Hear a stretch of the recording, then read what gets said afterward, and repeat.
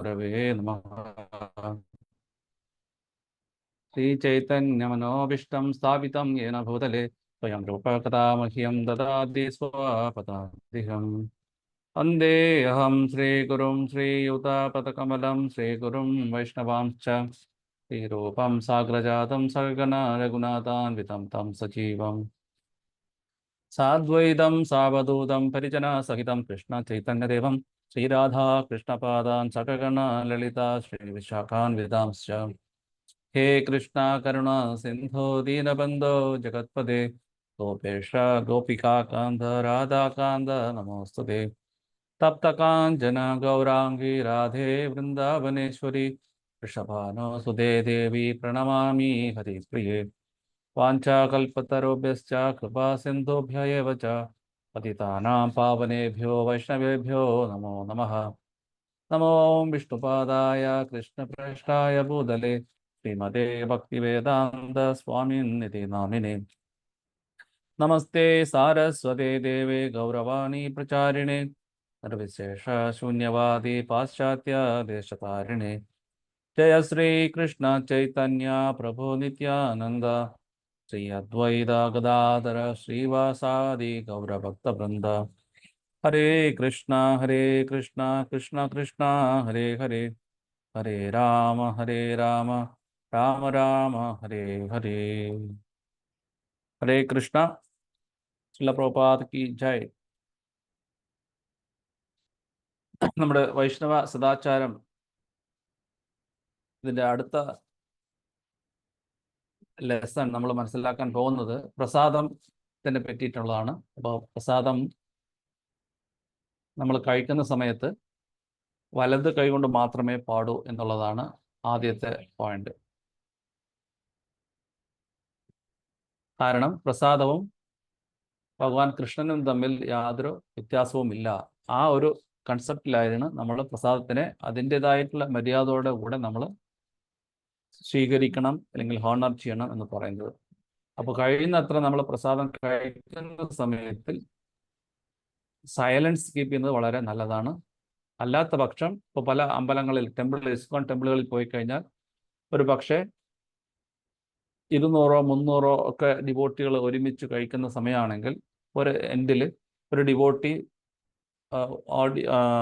മൈക്കിലോ അല്ലെങ്കിൽ അവരുടേതായിട്ടുള്ള സ്വന്തം വോയിസിൽ ഏതിൻ്റെ ചരിതാമൃതമോ ഭാഗവതമോ അല്ലെങ്കിൽ എന്തെങ്കിലും ഭഗവാനുമായി ബന്ധപ്പെട്ടുള്ള പുസ്തകങ്ങൾ വായിക്കുന്നുണ്ടാവും, അല്ലെങ്കിൽ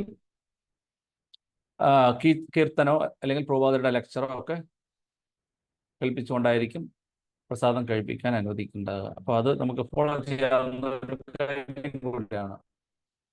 പിന്നെ കഴിയുന്നത്ര നമ്മൾ പ്രസാദം വളരെ രുചിയുള്ളതായിരിക്കും, വളരെ ടേസ്റ്റി ആയിരിക്കും എന്നൊക്കെ പറഞ്ഞിട്ട് നമ്മൾ കൂടുതൽ കഴിക്കുന്നതും ശരിയല്ല. നമ്മൾ അതുകൊണ്ടാണ് പ്രഭാതത്തിൽ പറഞ്ഞിട്ടുണ്ട്, ഒരു പുസ്തകത്തിൽ എഴുതിയിരിക്കുന്നത് ഇങ്ങനെയാണ്, അതായത് the eating process should be moderate just to keep the body and soul together എന്നുള്ളതാണ് ചില പ്രഭാത് പറയുന്നത്.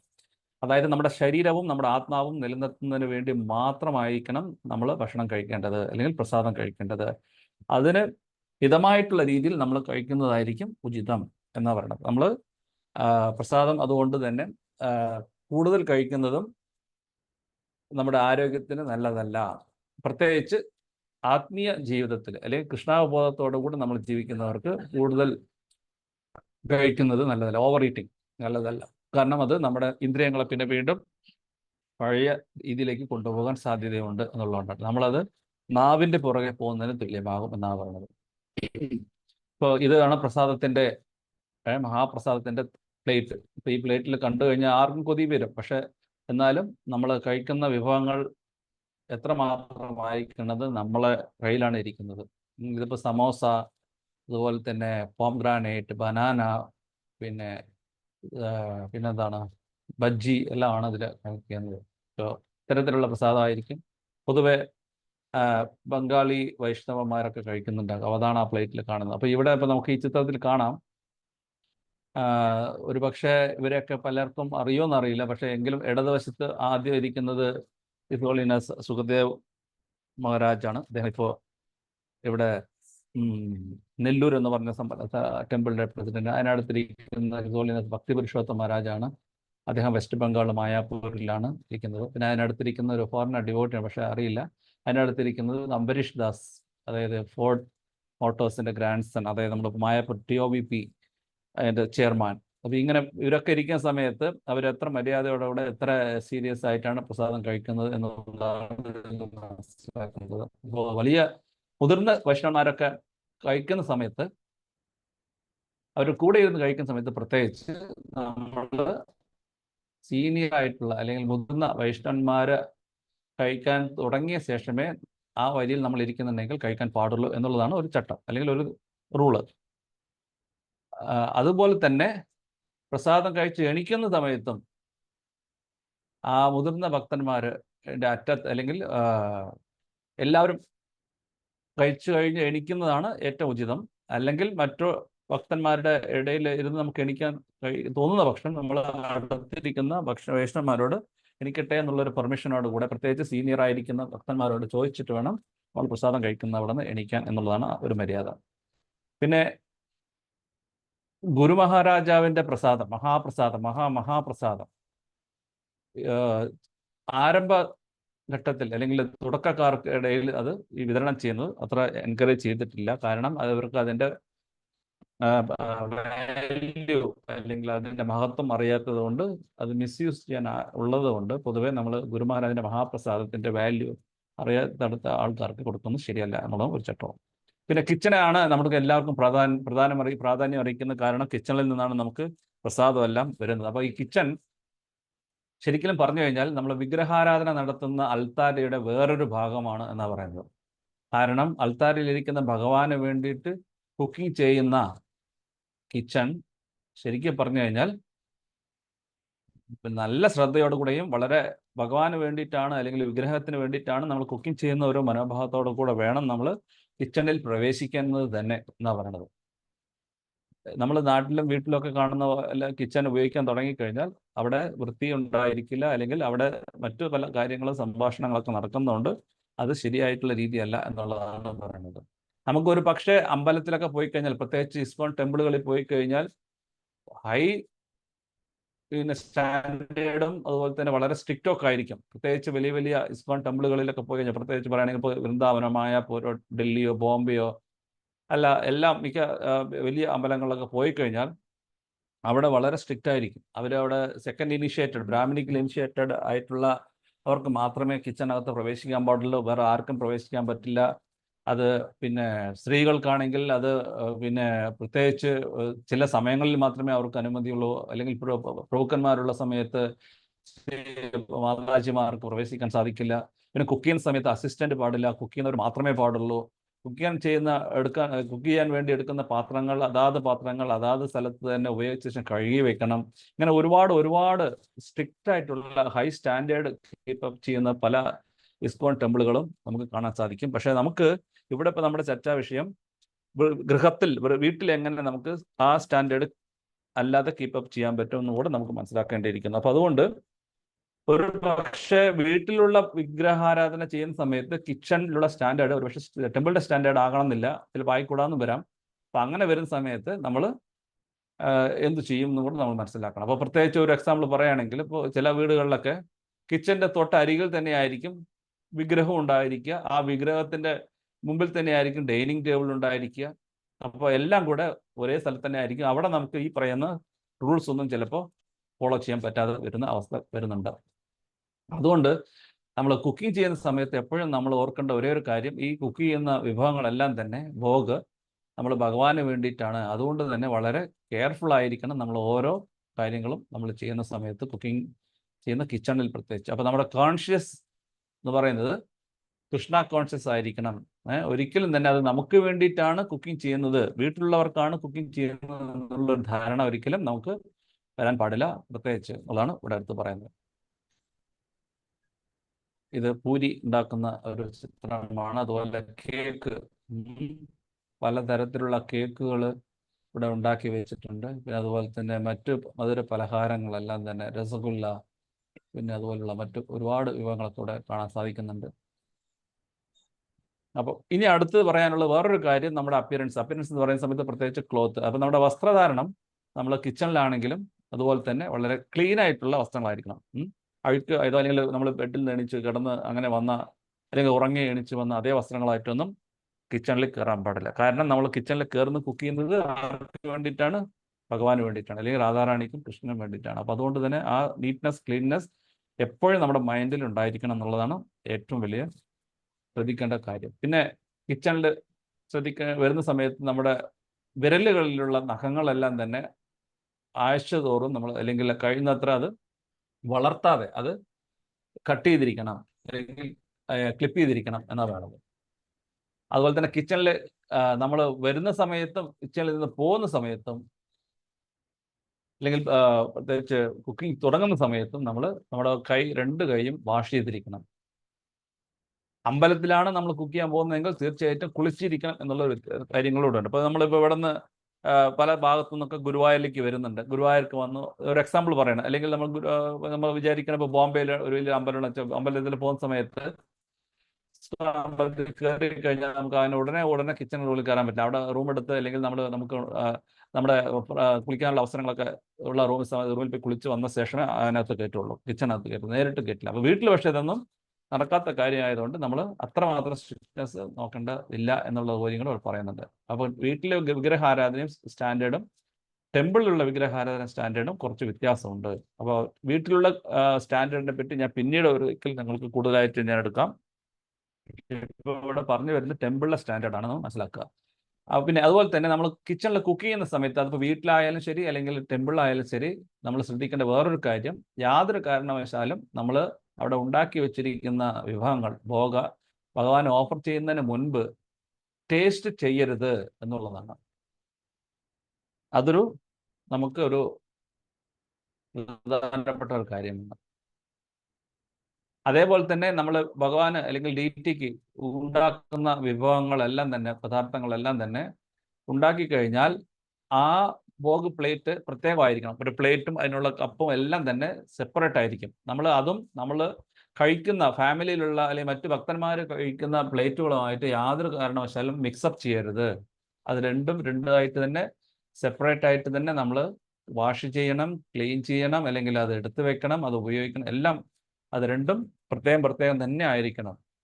അപ്പോൾ ഭോഗ ഓഫർ ചെയ്യുന്ന സമയത്തുള്ള പ്ലേറ്റ്, വിഗ്രഹത്തിനുള്ള പ്ലേറ്റും നമ്മൾ കഴിക്കുന്ന പ്ലേറ്റും തമ്മിൽ യാതൊരു കാരണവശാലും മിക്സപ്പ് ചെയ്യരുത്. ഇനി ഇതിന് രണ്ടിനും ഇടയിൽ വേറൊരു കാര്യം കൂടെ ഭോഗ അർപ്പിച്ച ശേഷം നമ്മൾ തിരിച്ചെടുക്കുന്ന സമയത്ത് അത് നമ്മൾ മറ്റൊരു പാത്രത്തിൽ വേണം അത് ഒഴിച്ചു മാറ്റേണ്ടത്. ആ പാത്രത്തിൽ ഒഴിച്ചു മാറ്റിയിട്ട് വേണം നമ്മൾ മറ്റുള്ളവർക്ക് സെർവ് ചെയ്യേണ്ടത് എന്നുള്ള കാര്യം കൂടെ നമ്മൾ ഓർക്കണം. അല്ലാതെ ഓഫർ ചെയ്യുന്ന പ്ലേറ്റിൽ നിന്ന് ഡയറക്റ്റ് ആയിട്ട് ഒരിക്കലും നമ്മൾ എടുത്ത് കഴിക്കരുത്. ഓഫർ ചെയ്യുന്ന പ്ലേറ്റിലോ ഓഫർ ചെയ്യുന്ന ഗ്ലാസ്സിലോ ഉള്ള ഭഗവാന്റെ മഹാപ്രസാദം ഒരിക്കലും നേരിട്ടെടുത്ത് കഴിക്കുകയോ വിതരണം ചെയ്യുകയോ പാടില്ല എന്നുള്ളതും ഒരു സ്റ്റാൻഡേർഡാണ്. ഇനി അഥവാ നമ്മൾ അറിയാതെ ഡസ്റ്റ്ബിന്നിലോ അല്ലെങ്കിൽ താഴത്തോ നിലത്തോ ഒക്കെ നമ്മൾ ടച്ച് ചെയ്യുന്ന വെച്ചാൽ നമ്മുടെ കൈ നമ്മുടെ ശരീരത്തിൻ്റെ പല മറ്റു ഭാഗങ്ങളിലൊക്കെ പ്രത്യേകിച്ച് താഴോട്ടുള്ള ഭാഗങ്ങളിലൊക്കെ നമ്മൾ ടച്ച് ചെയ്യുകയാണെങ്കിൽ ഒരിക്കലും അത് അംഗീകരിക്കുന്നില്ല. അങ്ങനെയാണെങ്കിൽ അത് കൈ വാഷ് ചെയ്തിട്ട് വേണം വരണമെങ്കിൽ, കിച്ചണിൽ കയറണമെങ്കിൽ എന്നുള്ളതുണ്ട്. അതേപോലെ തന്നെ നമ്മൾ വെജിറ്റബിൾസ് കട്ട് ചെയ്യുന്ന സമയത്ത് നിലത്ത് വീഴുകയാണെങ്കിൽ വാഷ് ചെയ്ത് ഉപയോഗിക്കാൻ പറ്റുന്ന വെജിറ്റബിൾസ് ആണെങ്കിൽ വാഷ് ചെയ്ത് ഉപയോഗിക്കാം, അല്ലെങ്കിൽ നമ്മളത് ആ താഴെ പോയതിനെ ടച്ച് ചെയ്യരുത്. ഇപ്പോൾ ഒരു എക്സാമ്പിൾ പറയുകയാണെങ്കിൽ ഇപ്പോൾ ടൊമാറ്റോ നമ്മൾ കട്ട് ചെയ്യണം, തക്കാളി അത് താഴെ വീണു, അത് എടുത്താൽ നമുക്ക് ഉപയോഗിക്കാൻ പറ്റില്ല. കാരണം അത് ആൾറെഡി അത് മണ്ണൊക്കെ മിക്സപ്പ് ചെയ്ത് കഴുകിയാൽ നമുക്കത് ഉപയോഗിക്കാൻ പറ്റില്ല. അതേസമയത്ത് പൊട്ടാറ്റോ ആണെന്ന് വെച്ചോട്ടെ, അത് നമുക്ക് ഉപയോഗിക്കാൻ പറ്റും. അല്ലെങ്കിൽ അങ്ങനെയുള്ള ഹാർഡായിട്ടുള്ള വെജിറ്റബിൾസ് ഒക്കെ വേണമെങ്കിൽ നമുക്ക് ഉപയോഗിക്കാം. പക്ഷേ അല്ലാതെ നമ്മൾ ഉപയോഗിക്കാം. പിന്നെ പ്രത്യേകിച്ച് ആ വീഴുന്ന സമയത്തോ അല്ലാതെയോ നമ്മുടെ കാലിലാണ് വീഴുന്നതെങ്കിൽ ഒരിക്കലും അത് എടുക്കാൻ പാടില്ല എന്നുള്ളതും ഒരു നിബന്ധനയാണ്. പിന്നെ കിച്ചണിൽ നമ്മൾ കഴിയുന്നത്ര മണ്ടേനായിട്ടുള്ള, അതായത് ഭൗതികമായിട്ടുള്ളതോ വീട്ടിലെ കാര്യങ്ങളോ അല്ലെങ്കിൽ മറ്റുള്ളവരും സംബന്ധിച്ചമായിട്ടുള്ള കാര്യങ്ങളോ ഒന്നും തന്നെ സംസാരിക്കുന്നതും ശരിയല്ല എന്നുള്ളതാണ്. പ്രത്യേകിച്ച് നമ്മൾ കുക്ക് ചെയ്യാൻ തുടങ്ങുന്ന സമയത്ത് നമ്മുടെ സ്റ്റൗവ് അല്ലെങ്കിൽ പാത്രം കഴുകുന്ന സിങ്ക് ഇതെല്ലാം തന്നെ തുടങ്ങുന്നതിന് മുൻപും അല്ലെങ്കിൽ കുക്ക് ചെയ്തതിന് ശേഷവും വളരെ ക്ലീൻ ആയിരിക്കണം. അത് ആകുന്നുണ്ടോ അല്ലെങ്കിൽ ഉണ്ടോ എന്നുള്ളത് ഉറപ്പുവരുത്തേണ്ടത് ഓരോ പ്രഭുക്കന്മാരായാലും മാതാജിമാരുടെയും കടമയാണ്, അല്ലെങ്കിൽ ചുമതലയാണ് എന്നുള്ളതാണ്. അത് എല്ലാം വൃത്തിയായിരിക്കണം എന്നുള്ളതാണ്.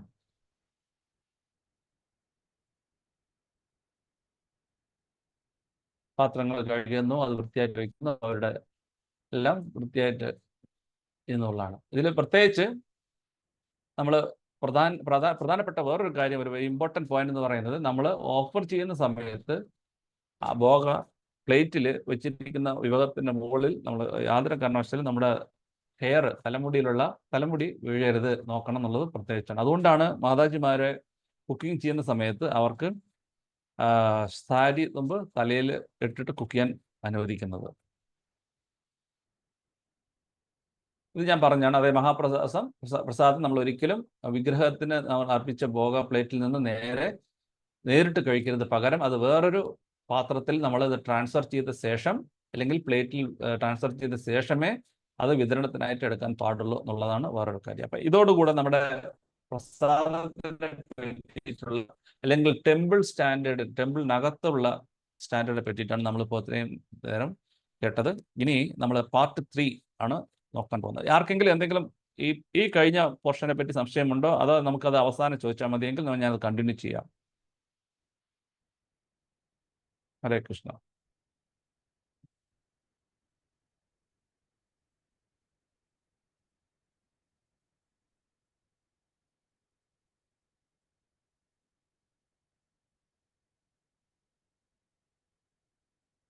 ഹരേ കൃഷ്ണ.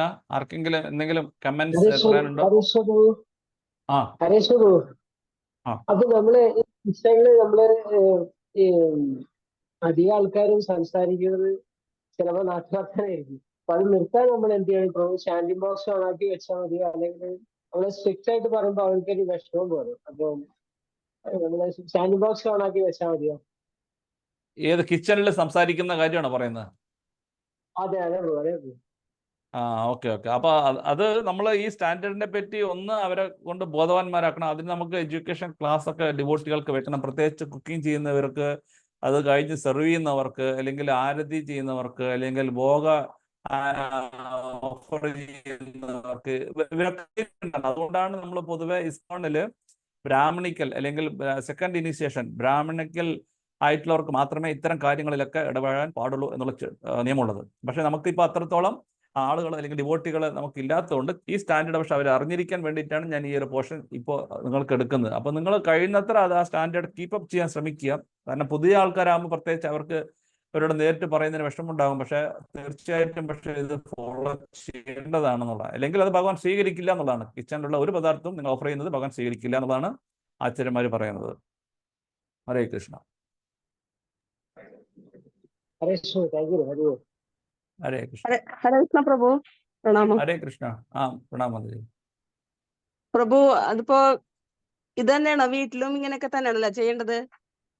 വീട്ടിലെ സ്റ്റാൻഡേർഡ് ഞാൻ നേരത്തെ പറഞ്ഞില്ല. അപ്പൊ ഒരു പക്ഷേ ചിലപ്പോൾ കിച്ചണിന്റെ അടുത്ത് തന്നെ ഡൈനിങ് ടേബിൾ ഉണ്ടാകും. ഡൈനിങ് ടേബിളിന്റെ കുറച്ച് മാറിയിട്ട് ചിലപ്പോൾ ഒരു ഭാഗത്തായിട്ട് ഡീറ്റി വിഗ്രഹം ഉണ്ടാകും. അപ്പോൾ അവിടെയൊക്കെ ഈ സ്റ്റാൻഡേർഡ് നമുക്ക് കീപ്പപ്പ് ചെയ്യാൻ പറ്റില്ല. പിന്നെ പ്രത്യേകിച്ച് ഫോട്ടോ ഒക്കെ ആണെങ്കിൽ ഓക്കെ, പക്ഷെ വിഗ്രഹം ആണെങ്കിൽ നമുക്ക് തീർച്ചയായിട്ടും അത് മെയിൻറ്റെയിൻ ചെയ്യേണ്ടത് ഒരു ബാധ്യതയാണ് നമുക്ക്. അപ്പൊ അതുകൊണ്ടാണ് വിഗ്രഹാരാധന വീടുകളിൽ പറയുമ്പോൾ പൊതുവെ നമ്മൾ ആ സ്റ്റാൻഡേർഡിലേക്കെങ്കിലും വരണം എന്ന് പറയാൻ കാരണം.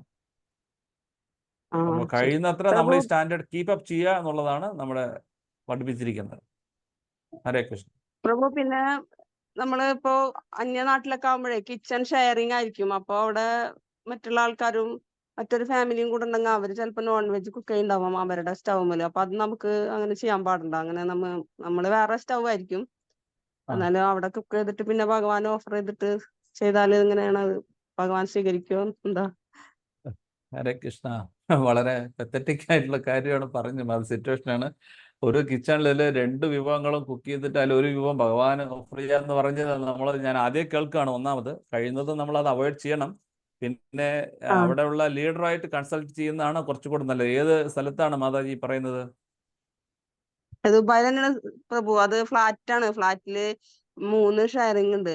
കിച്ചണ് ഒരു 3 ഫാമിലിയാണ് ഉപയോഗിക്കുന്നത്. റൂം വേറെയാണ്. അപ്പോ ഞങ്ങൾ മാത്രമേ ഡിവോട്ടി ആയിട്ടുള്ളൂ. അപ്പൊ ഞങ്ങൾക്ക് വേറെ ഗ്യാസ് ഒക്കെയാണ്. വലിയ കിച്ചണാണ്. ഒരു സൈഡിലാണ് ഞങ്ങൾ കുക്ക് ചെയ്യുന്നത്. പക്ഷെ എന്ത് നമ്മൾ ക്ലീൻനെസ് അവിടെ മേക്കപ്പ് ചെയ്യാൻ നോക്കിയാലും ഈ പറഞ്ഞ നോൺ വെജ് ചെയ്യുന്ന ആൾക്കാരുടെ ഇടയിലാണ് നമ്മൾ ഭഗവാനെ ഓഫർ ചെയ്യുന്നതെങ്കിൽ എങ്ങനെയായാലും അത് കണ്ടാമിനേറ്റഡ് ആകും. അപ്പൊ കഴിയുന്നത് അത് നമ്മളത് അവോയ്ഡ് ചെയ്യാൻ നോക്കുക. വെജിറ്റേറിയൻ ആയിട്ടുള്ള ആളുകളുമായിട്ട് റൂം ഷെയർ ചെയ്യാൻ ശ്രമിക്കുക. അപ്പോൾ അത് നിങ്ങൾ അവിടെ ലോക്കൽ ലീഡറുമായിട്ട് സംസാരിച്ചിട്ട് അതിനെന്തെങ്കിലും നിർദ്ദേശം നേടുന്നതായിരിക്കും നല്ലത്. പക്ഷേ ഈ സ്റ്റാൻഡേർഡിൽ പറയുമ്പോൾ നമുക്കത് ശരിക്കും അത് അലോ ചെയ്യുന്നില്ല. അതായത് നോൺ വെജ് കുക്ക് ചെയ്യുന്ന അവിടെ തന്നെ പിന്നെ വീണ്ടും നമ്മൾ ഭഗവാന് നിവേദിക്കുന്ന പ്രസാദം കുക്ക് ചെയ്യുന്നതും ശരിക്കും ഒരു സ്റ്റാൻഡേർഡിൽ വരുന്നില്ല എന്നുള്ളതാണ് നമ്മൾ മനസ്സിലാക്കുന്നത്. അപ്പോൾ അത് മാറാനുള്ള എന്തെങ്കിലും മാർഗം ഉണ്ടോ എന്ന് അവിടെ ലോക്കൽ അവിടുത്തെ ലീഡറുമായിട്ട് സംസാരിക്കുക. എന്നിട്ട് അത് നിങ്ങൾ വെജിറ്റേറിയൻ ആയിട്ടുള്ള ആളുകളുമായിട്ട് സഹകരിച്ചിട്ട് ഒരു ഷെയർ ചെയ്യുന്ന റൂം എടുക്കുക. അപ്പോൾ അറ്റ്ലീസ്റ്റ് വലിയ നമുക്ക് എന്താ പറയുക സ്റ്റാൻഡേർഡിന്റെ ബാധ്യത അവിടെ വരുന്നില്ല. വെജിറ്റേറിയൻ ആകുമ്പോൾ അറ്റ്ലീസ്റ്റ് പിന്നെ അത്രത്തോളം പ്രശ്നം വരുന്നില്ല എന്നുള്ളതാണ് ഞാൻ മനസ്സിലാക്കുന്നത്. ഹരേ കൃഷ്ണ. ഹരേ കൃഷ്ണ പ്രഭു. അത് 2-3 മാസമായിട്ടുള്ള ഇപ്പൊ ഇങ്ങനെ ആയിട്ട്. ഞങ്ങള് വില്ലയിലാണ് താമസിച്ചിരുന്നത്. അപ്പൊ അത്രയും കുഴപ്പമുണ്ടായിരുന്നു. സ്വന്തമായിട്ട് കിച്ചണൊക്കെ ആയിരുന്നു. പെട്ടെന്ന് ഇങ്ങോട്ട് മാറേണ്ടി വന്നു ജോലി സംബന്ധമായിട്ടേ. നീ ശ്രമിക്കാൻ പ്രഭു, ഞങ്ങൾ അന്വേഷിച്ചിട്ട് ചെയ്യാം. അതെ അതെ. ഓക്കെ പ്രഭു. ഹരേ കൃഷ്ണ. പറഞ്ഞതിന് ഹരേ നന്ദി. കൃഷ്ണ. ഹരേ കൃഷ്ണ. ഓക്കെ, അപ്പൊ നമ്മൾ പാർട്ട് 3യിലേക്ക് കിടക്കുകയാണ്. പാർട്ട് 3 എന്ന് പറയുന്നത് ഇപ്പം നമ്മൾ ഉണ്ടാക്കിയിരിക്കുന്ന പ്രസാദം അല്ലെങ്കിൽ ഭഗവാനെ നിവേദിച്ച ശേഷം ആ നിവേദിച്ച പ്രസാദം എല്ലാം തന്നെ നമ്മൾ കിച്ചണിൽ നിന്ന് വെളിയിലേക്ക് വരുമ്പോൾ എന്ത് ചെയ്യണം, അത് എങ്ങനെയാണ് നമ്മളത് ഹോണർ ചെയ്യേണ്ടത് അല്ലെങ്കിൽ സെർവ് ചെയ്യേണ്ടത് എന്നതിനെ പറ്റിയിട്ടാണ് നമ്മൾ പഠിക്കാൻ പോകുന്നത്. അപ്പോൾ ഇതിൽ പറയുന്നത് പ്രത്യേകിച്ച് ഞാൻ ഈ പോയിന്റ് അതുകൊണ്ടാണ് ഇപ്പോൾ ഞാൻ നേരത്തെ മാതാജിയുടെ പറഞ്ഞത്. ഉദ്ദേശം എന്താണ്? ഭഗവാനെയും നമ്മുടെ ആധ്യാത്മിക ഗുരുവിനെയും സന്തോഷിപ്പിക്കാൻ വേണ്ടിയിട്ടാണ് നമ്മൾ ഭഗവാന്റെ വേണ്ടിയിട്ടും ഒക്കെ പ്രസാദം നമ്മൾ ഉണ്ടാക്കുന്നത്. അപ്പം അങ്ങനെയാണെങ്കിൽ തീർച്ചയായിട്ടും നമ്മൾ ഭഗവാന് ഓഫർ ചെയ്ത പ്രസാദം കൊണ്ടുവന്ന ശേഷം അത് വളരെ റെസ്പെക്റ്റോടുകൂടെയും വളരെ എന്താ പറയുക മര്യാദയോടെയും കൂടെ വേണം അത് നമ്മൾ സ്വീകരിക്കേണ്ടതും അതുപോലെ തന്നെ നമ്മൾക്ക് സെർവ് ചെയ്യേണ്ടതും. കാരണം ഭഗവാനും ഭഗവാന്റെ പ്രസാദം നമ്മൾ യാതൊരു വ്യത്യാസമില്ല എന്ന് പറയുമ്പോൾ തീർച്ചയായിട്ടും ആ ഒരു റെസ്പെക്റ്റോട് കൂടെ തന്നെ നമ്മളത് ഹോണർ ചെയ്യണം. അതുപോലെ തന്നെ സെർവ് ചെയ്യുന്നവരും അതുപോലെ തന്നെ ആയിരിക്കണം. കാരണം ഭഗവാന്റെ പ്രസാദമാണ് നമ്മൾ സെർവ് ചെയ്യുന്നത് എന്നുള്ളൊരു നമുക്ക് കോൺഷ്യസ്നെസ് അല്ലെങ്കിൽ ആ അവയർനെസ് നമുക്ക് ഉണ്ടായിരിക്കണം എന്നുള്ളതാണ്. അപ്പോൾ അതിലൂടെ നമ്മുടെ ആധ്യാത്മിക ആചാര്യൻ പ്രത്യേകിച്ച് ഗുരു വളരെ സന്തോഷവാനായിരിക്കും എന്നാണ് പറയുന്നത്. അപ്പോൾ സെർവിങ് ചെയ്യുന്ന സമയത്ത് നമ്മുടെ മനസ്സ്, ശരീരം, നമ്മുടെ ഹാബിറ്റ്സ്, അതുപോലെ തന്നെ ഡ്രസ്സ്, ഇതെല്ലാം തന്നെ വളരെ നീറ്റ് ആൻഡ് ക്ലീൻ ആയിരിക്കണം. അത് നമുക്ക് പെട്ടെന്ന് നമുക്ക് വിളമ്പുന്ന തരത്തിലുള്ളതായിരിക്കണം പ്രത്യേകിച്ച് നമ്മൾ ശ്രദ്ധിക്കേണ്ടത്. അപ്പോൾ ചില സമയത്ത് നമ്മൾ വിളമ്പുന്ന സമയത്ത് നമ്മുടെ സാരി അല്ലെങ്കിൽ നമ്മുടെ പ്രഭുക്കന്മാരുടെ ധോത്തി ഇതൊക്കെ മറ്റുള്ളവർ ടച്ചാകാതെയും അതുപോലെ തന്നെ മറ്റു തടസ്സങ്ങളൊന്നും ഇല്ലാതെയുള്ള രീതിയിലും നമുക്ക് കൂടുതൽ ഉച്ചത്തിൽ സംസാരിച്ചുകൊണ്ടും കൂടുതൽ ശബ്ദങ്ങളൊക്കെ ഉണ്ടാക്കിയിട്ടും ഒക്കെ സെർവ് ചെയ്യുന്നത് അവോയ്ഡ് ചെയ്യണം എന്നാണ് പറയുന്നത്.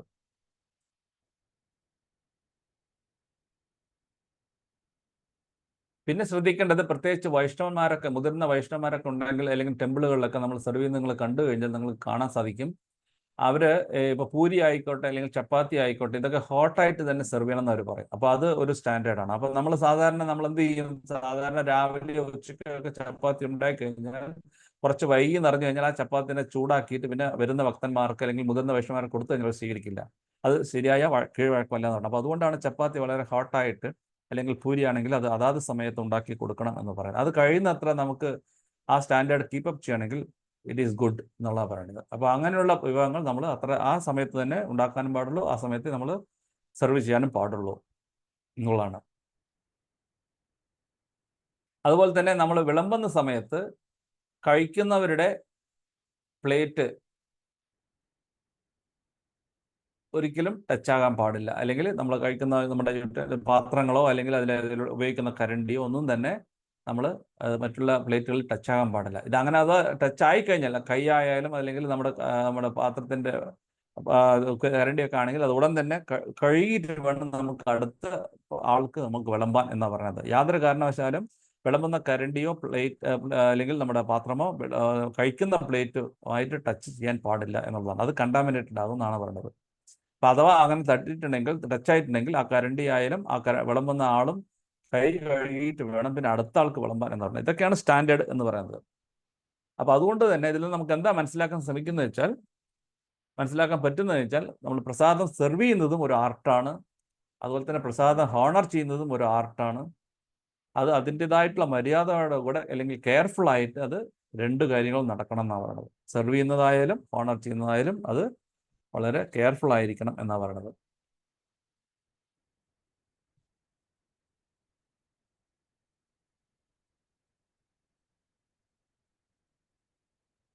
ഇനി പറയുന്നപ്പോൾ നമ്മൾക്ക് മധുരം ആയിട്ടുള്ള ഒരു ഭഗവാന്റെ പ്രസാദമാണ് താഴെ വീഴുന്നതെങ്കിൽ അത് ഉപ്പ് കൂടെ മിക്സ് ചെയ്യുന്ന സ്ഥലത്ത് വീണ് കഴിഞ്ഞാൽ അതൊക്കെ അങ്ങനെയുള്ളതൊക്കെ നമ്മൾ കഴിയുന്നത്ര അവോയ്ഡ് ചെയ്യണം എന്ന് പറഞ്ഞു. കാരണം ഉപ്പും സ്വീറ്റും കൂടെ പ്രിപ്പറേഷൻ മിക്സ് ആയി വരുന്ന സമയത്ത് അത് ശരിയല്ലല്ലോ എന്നാ പറയുന്നത്. അങ്ങനെയുള്ള സാഹചര്യങ്ങളൊക്കെ ഒഴിവാക്കണം എന്നാ പറയുന്നത്. അതിനെല്ലാം അതുകൊണ്ട് തന്നെ ഉപ്പുമായി ബന്ധപ്പെട്ട പുളിക്കുന്നതും ഉപ്പായിട്ടുള്ളതും അല്ലെങ്കിൽ മധുരമുള്ളതെല്ലാം കയ്പുള്ളതെല്ലാം പ്രത്യേകം സ്ഥലങ്ങൾ കണ്ടിട്ട് വേണം നമ്മൾ എടുത്ത് വെക്കേണ്ടതും.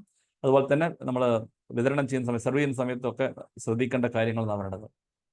പിന്നെ പ്രത്യേകിച്ച് ഡ്രൈ സ്വീറ്റ്സ് അല്ലെങ്കിൽ ഡ്രൈ ഐറ്റങ്ങളൊക്കെ സെർവ് ചെയ്യുന്ന സമയത്ത് ഒരു സ്പൂൺ ഉപയോഗിക്കണം. പ്രത്യേകിച്ച് നമ്മൾ ഉപ്പ് വിളമ്പുന്ന സമയത്ത് ചിലർ സദ്യയിലൊക്കെ കണ്ടിട്ടുണ്ട് ഉപ്പ് വിളമ്പുന്നത് കൈ കൊണ്ട് എടുത്തിട്ട്. അപ്പോൾ അത് അവോയ്ഡ് ചെയ്യണം എന്നാണ് പറയുന്നത്.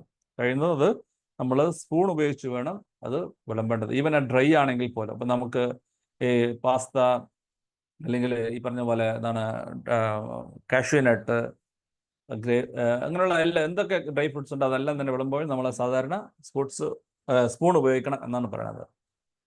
പിന്നെ നമ്മുടെ വലത് കൈ മാത്രമേ പ്രസാദം വിളമ്പാനായാലും ശരി അല്ലെങ്കിൽ നമ്മൾ കഴിക്കാനായെങ്കിലും ശരി ഉപയോഗിക്കാൻ പാടുള്ളൂ എന്നാണ്. പ്രത്യേകിച്ച് നമ്മൾ വിളമ്പുന്ന സമയത്ത് നമ്മുടെ വിരലോ അല്ലെങ്കിൽ കൈയോ അല്ലെങ്കിൽ മുഖത്തിലോ ഒക്കെ ടച്ചായിട്ട് നമ്മുടെ തലയിലോ അല്ലെങ്കിൽ ടച്ചായിട്ട് ഉണ്ടെങ്കിലോ അല്ലെങ്കിൽ അതുപോലെ തന്നെ നമ്മൾ യാണിങ് ചെയ്യുന്ന സമയത്ത് തുമ്മുകയോ അല്ലെങ്കിൽ തുപ്പുകയോ ഒന്നും പാടില്ല എന്നുള്ളതാണ് വിളമ്പുന്ന സമയത്ത്. അതുപോലെ തന്നെ നമ്മൾ വിളമ്പുന്ന പാത്രം നമ്മുടെ പാദത്തിൽ അല്ലെങ്കിൽ കാൽക്കൽ ടച്ചാകരുത് എന്നുള്ളതും ഒരു ആചാര മര്യാദയിൽ വരുന്നതാണ്.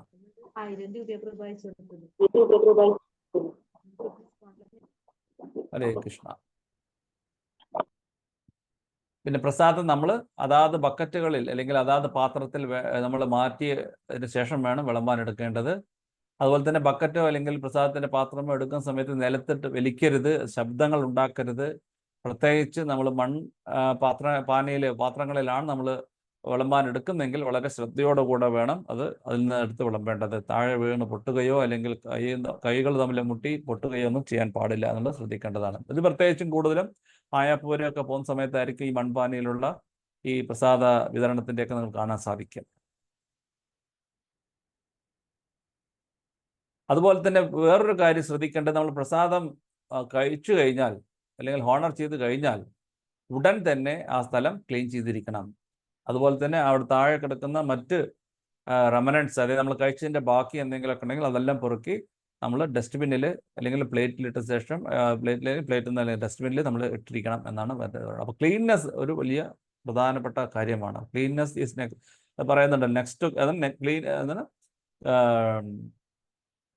Cleanness is next to godliness പറഞ്ഞില്ലേ, ഗോഡ്ലിനെസ് പറയില്ല. അതായത് ഈശ്വരന് തുല്യമാണ്, ഈശ്വരനെ നമ്മൾ വർഷിപ്പിക്കുന്നതിന് തുല്യമാണ് നമ്മുടെ ക്ലീൻനെസ് നമ്മുടെ മനസ്സിൽ വരേണ്ടതും എന്നാണ് പറയുന്നത്. അപ്പോൾ അത്രത്തോളം നമ്മൾ ക്ലീൻനെസ് പ്രസാദം സെർവ് ചെയ്യുന്നതിലും പ്രസാദം ഉണ്ടാക്കുന്നതിലും പ്രസാദം ഹോണർ ചെയ്യുന്നതിലും ഉണ്ടായിരിക്കണം എന്നാണ് പറയുന്നത്. ഇനി അടുത്തതായിട്ട് എങ്ങനെയാണ് പ്രസാദം വിളമ്പേണ്ടത് എന്നുള്ളത് ഒരു ആർട്ടാണ്.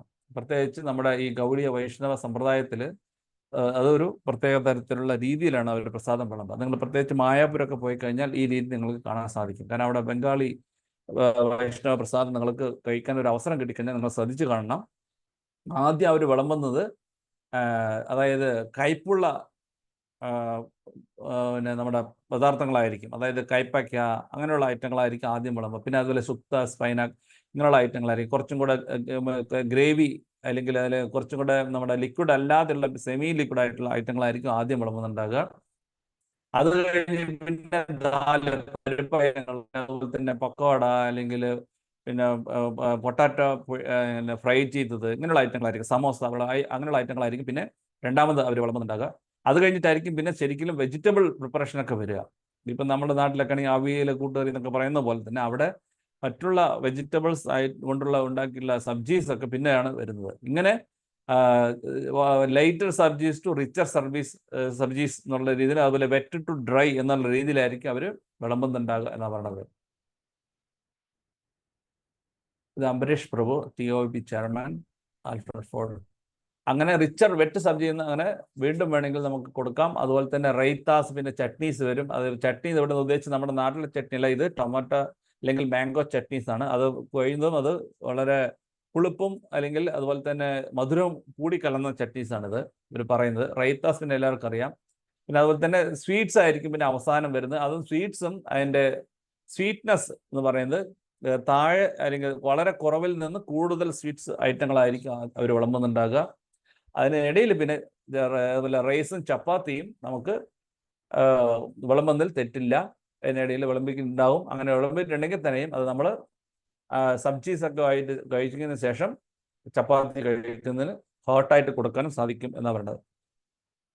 ഇതാണ് നമ്മൾ പ്രസാദം വിളമ്പുന്നതിൽ ശ്രദ്ധിക്കേണ്ട ഈ രീതി. ഇപ്പം നമുക്ക് കേരളത്തിൽ ഇപ്പോൾ ഈ വൈഷ്ണവ ബംഗാളി ഡിഷസ് ഒന്നും അധികം കേൾവിയോ അല്ലെങ്കിൽ കഴിച്ച് പരിചയമോ ഇല്ലാത്തതുകൊണ്ട് നമ്മൾ അവിടുത്തെ പ്രസാദത്തിനെ പറ്റി ഇവിടെ ചർച്ച ചെയ്തതിൽ ചിലപ്പോൾ ഒരുപക്ഷെ അത്ര കാര്യമില്ലായിരിക്കാം. പക്ഷേ എങ്കിലും വൈഷ്ണവന്മാർ എന്ന നിലയിൽ നമ്മൾ ബംഗാളിലൊക്കെ പോയി കഴിഞ്ഞാൽ ഇത് ഈ ആചാരം നമുക്ക് കാണാൻ സാധിക്കും.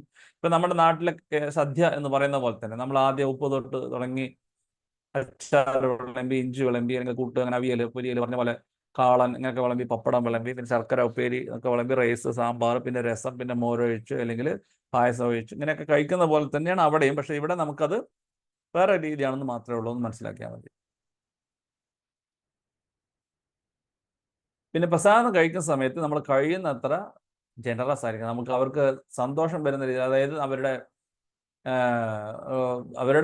ഹാപ്പിനെസ് അല്ലെങ്കിൽ അവരുടെ സന്തോഷമാണ് വലുത് എന്നുള്ള രീതിയിൽ വേണം നമ്മൾ വിളമ്പേണ്ടത് എന്നാണ് പറയണത്. അതുപോലെ തന്നെ നമ്മൾ കഴിക്കുന്ന സമയത്ത് പ്രസാദത്തിൽ പ്ലേറ്റിൽ ഒന്നും തന്നെ ഇല്ല എന്ന് നമ്മൾ വരുത്തി വെക്കണം. കാരണം അത് കഴിയുന്നത്ര അത് കളയാനോ അല്ലെങ്കിൽ വേസ്റ്റാക്കി കളയാനോ നമ്മൾ വേണ്ടിയിട്ട് വാങ്ങിക്കരുത് എന്നുള്ളത് ഓർമ്മപ്പെടുത്താണ് ഇവിടെ. ഓക്കെ. പിന്നെ ഇത് ഗ്രൂപ്പായിട്ടൊക്കെ വരുന്ന സമയത്ത് പ്രത്യേകിച്ച് നമ്മൾ എല്ലാവർക്കും എല്ലാ ഐറ്റം കിട്ടിയിട്ടുണ്ടാവും എന്നുള്ളത് ഉറപ്പുവരുത്തേണ്ട ചുമതലയുണ്ട്. ഒരാൾക്ക് ഒന്ന് കിട്ടി പിന്നെ വേറൊരാൾക്ക് വേറൊന്നും കിട്ടിയിട്ടില്ല എന്നൊന്നും നമ്മൾ കംപ്ലൈൻറ്റ് വരാൻ പാടില്ല. അഥവാ അങ്ങനെ ആ ഗ്രൂപ്പിൽ ആർക്കെങ്കിലും സ്പെഷ്യൽ ആയിട്ടുള്ള ഡയറ്റ്സ് എന്തെങ്കിലും ഉണ്ടെങ്കിൽ അത് അവർ സെപ്പറേറ്റ് കഴിക്കുന്നതായിരിക്കും കുറച്ചും കൂടെ നല്ലത് എന്നാണ് ഇവിടെ പറയുന്നത്. എല്ലാവരും കൂടെ കഴിക്കുന്ന സമയത്ത് അതിനിടയിൽ ഒരു സ്പെഷ്യൽ ഐറ്റം ഒരാൾ കഴിക്കുന്നത് ശരിയല്ല എന്നുള്ളതാണ്. ഇനി പ്രസാദം കഴിക്കുമ്പോൾ ശ്രദ്ധിക്കേണ്ടത് നമ്മൾ പിന്നെ കൈയോ അല്ലെങ്കിൽ നമ്മുടെ വായും, മുഖം, കാല് എല്ലാം തന്നെ ക്ലീൻ ചെയ്തിട്ട് വേണം നമ്മൾ പ്രസാദം ഹോണർ ചെയ്യേണ്ടത്. കാരണം നമ്മളിത് ഭഗവാന്റെ പ്രസാദമാണ് എന്നുള്ളൊരു ഓർമ്മപ്പെടുത്താൻ വേണ്ടിയിട്ടാണ്. പ്രത്യേകിച്ച് 3 ത്രിസന്ധ്യ സമയത്ത് നമ്മൾ പ്രസാദം കഴിക്കരുത് എന്നാണ് പറയുന്നത്. അതായത് ത്രിസന്ധ്യ എന്ന് പറഞ്ഞാൽ ഒന്ന് സൺറൈസിന് സമയത്ത്, പിന്നെ ഒന്ന് ഉച്ച സമയത്ത്, പിന്നെ ഒന്ന് സൺസെറ്റ് സമയത്ത്. ഈ 3 സമയത്ത് നമ്മൾ പ്രസാദം കഴിക്കുന്നത് ശരിയല്ല എന്നാണ് പറയുന്നത്. അതുപോലെ തന്നെ ബ്രാഹ്മണിക്കിൽ എടുത്തവരാണെങ്കിൽ ഗായത്രി ജപം ചെയ്യാതെ അല്ലെങ്കിൽ രാവിലെ ആണെങ്കിൽ ഡെയ്റ്റി വർഷിപ്പ് കഴിയാതെ പ്രസാദം കഴിക്കുന്നത് ശരിയല്ല എന്നാണ്. നിങ്ങൾ കഴിഞ്ഞിട്ട് വേണം അത് പ്രസാദം ഹോണർ ചെയ്യാൻ എന്നാണ് പറയുന്നത്.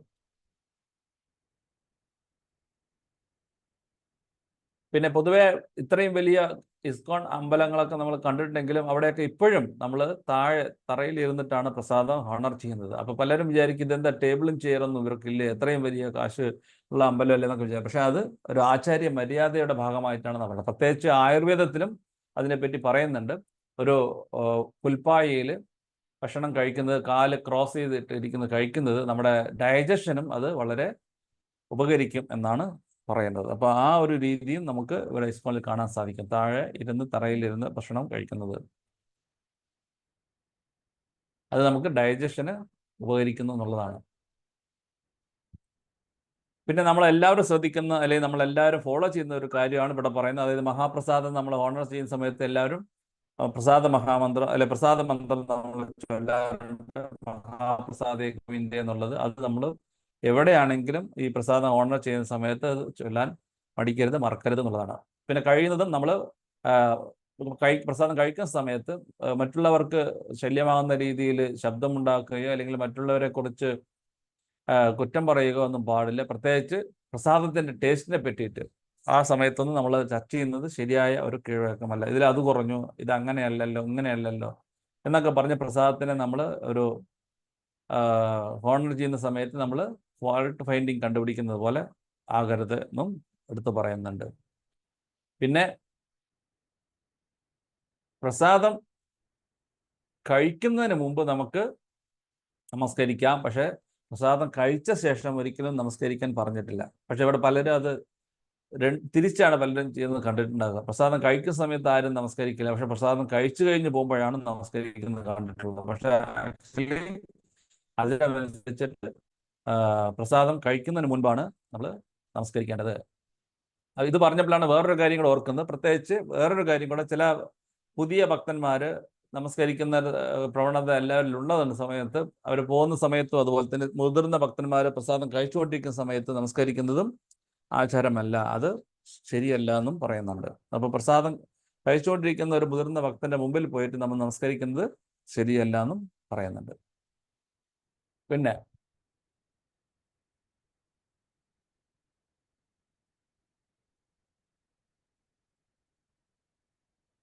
ഇനിയിപ്പോൾ ശാസ്ത്രീയമായിട്ട് നോക്കുകയാണെങ്കിൽ നമ്മുടെ വിരലുകളിൽ നമ്മുടെ പ്രസാദം അല്ലെങ്കിൽ ഫുഡ് നമ്മുടെ ടച്ച് ചെയ്തിട്ട് കഴിക്കുന്നത് നമുക്ക് ഡൈജസ്റ്റീവ് പ്രോസസ്സിന് അല്ലെങ്കിൽ നമ്മുടെ ദഹനത്തിനും അതൊരു നല്ലതാണ് എന്നാണ് പറഞ്ഞു വരുന്നത്. പിന്നെ കഴിയുന്നതും നമ്മൾ ലെഫ്റ്റ് ഹാൻഡ് അല്ലെങ്കിൽ ഇടത് കൈ ഉപയോഗിക്കരുതെന്ന് പറയുന്നുണ്ടെങ്കിലും വെള്ളം കുടിക്കുന്നതിന് നമുക്ക് ഇടത് കൈ ഉപയോഗിക്കുന്നതിൽ തെറ്റില്ല എന്നും പറയുന്നുണ്ട്.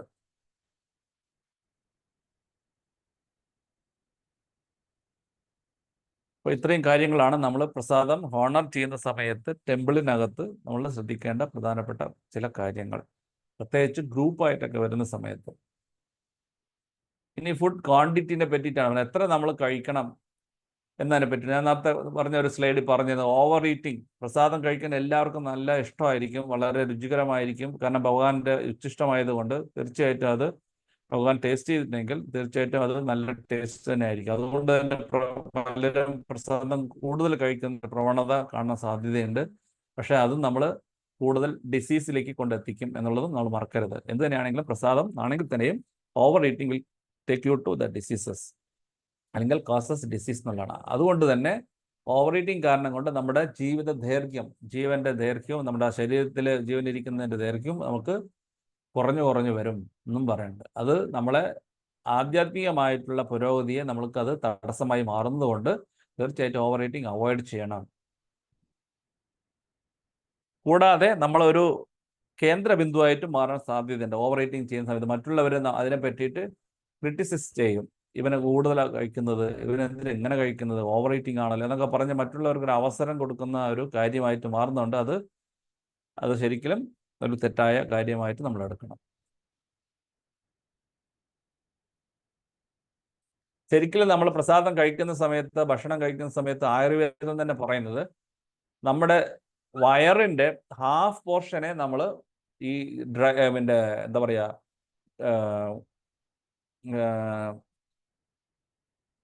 ലിക്വിഡ് അല്ല, അതിനെന്താ പറയുക വേറെ, നമ്മുടെ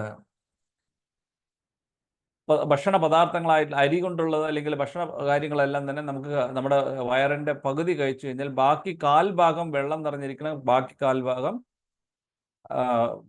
എയർ നിറഞ്ഞിരിക്കണം എന്നാണ് പറയുന്നത്. അതാണ് ശരിക്കും ഒരു ബാലൻസ്ഡ് ആയിട്ടുള്ള ഡേറ്റ് എന്ന് പറയുന്നത്. നമ്മുടെ ആഹാരം കഴിക്കുന്ന സമയത്ത് ശ്രദ്ധിക്കേണ്ടതാണ്. അപ്പോൾ ആദ്യം ഖരവസ്തുക്കൾ, പിന്നെ അത് കഴിഞ്ഞിട്ട് വെള്ളം, പിന്നെ വായു, ഇങ്ങനെ മൂന്നും കൂടെ നിറഞ്ഞിട്ടുള്ള ഒരു സംവിധാനത്തിലായിരിക്കണം നമ്മുടെ വയറ് നിറയ്ക്കേണ്ടത്. അല്ലെങ്കിൽ വയറ് നിറഞ്ഞിരിക്കുന്ന സമയത്ത് അത് നമ്മൾക്ക് കൂടുതൽ ആരോഗ്യകരമാകുന്ന കാര്യം പറയാം.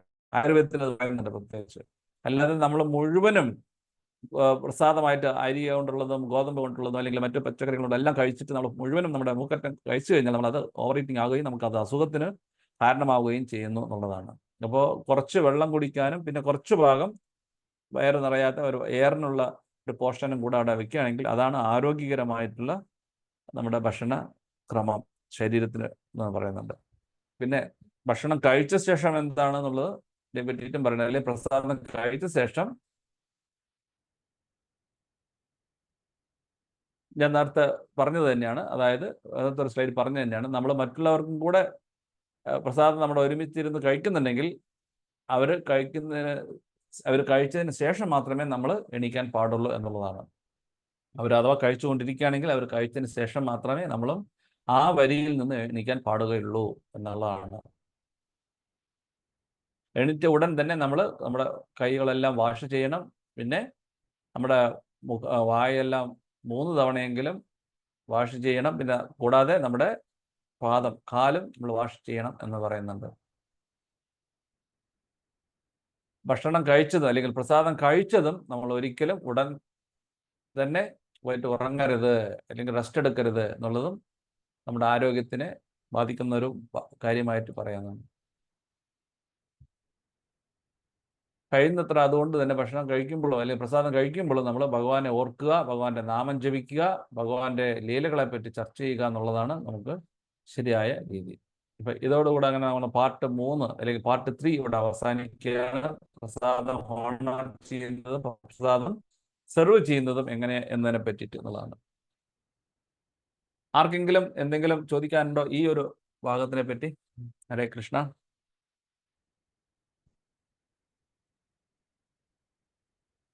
ഹരേ കൃഷ്ണ പ്രഭു. ഹരേ കൃഷ്ണ മാതാജി.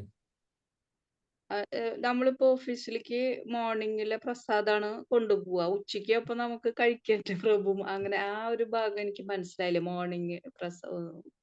മോർണിംഗ്, നൂണ്, ഈവനിങ്ങില് പ്രസാദം കഴിക്കാന്ന് പറഞ്ഞാൽ എന്തോ ക്ലിയർ ആയില്ല. ഓക്കെ.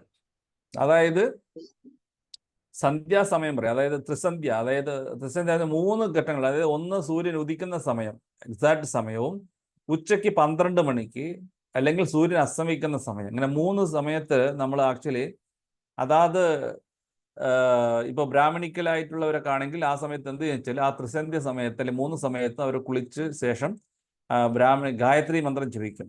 എന്നതിന് ശേഷം അവർ വിഗ്രഹ ആരാധനയൊക്കെ നടത്തിയ ശേഷമേ അവർ ഭഗവാൻ ഓഫറിംഗ് എല്ലാം കഴിഞ്ഞ ശേഷം പ്രസാദം കഴിക്കുകയുള്ളൂ. പക്ഷെ നമുക്ക് ഈ ആചാര മര്യാദകളൊന്നും തന്നെ നമ്മുടെ ഇടയിൽ ഇപ്പോൾ തൽക്കാലം ഇല്ലാത്തതുകൊണ്ട്, അതായത് നമ്മൾ ബ്രാഹ്മണിക്കൽ എടുക്കാത്തത് കൊണ്ട് ചിലപ്പോൾ നമുക്ക് ആ ഒരു പ്രവണത വരും. അതായത് ശരി 6 മണിക്ക് തന്നെ കഴിച്ചു കളയാം പ്രസാദം, ഉച്ചയ്ക്ക് 12 മണിയല്ലേ സാരമില്ല കഴിക്കാം, വൈകുന്നേരം അതുപോലെ തന്നെ 6:30 മണിയല്ലേ സാരമൊന്നുമില്ല, 6 മണിക്ക് വിളക്കൊക്കെ വെച്ചാലും കുഴപ്പമൊന്നും നമുക്ക് കഴിക്കാം. അപ്പം ഇങ്ങനെ അതാത് ഘട്ടങ്ങളിൽ നമ്മൾ കഴിക്കുന്നത് ശരിയല്ല എന്നാണ് ശാസ്ത്രങ്ങൾ പറയുന്നത്. അത് നമ്മുടെ മര്യാദയിൽ വരുന്നില്ല എന്നാണ് പറയുന്നത് അങ്ങനെ കഴിക്കുന്നത്.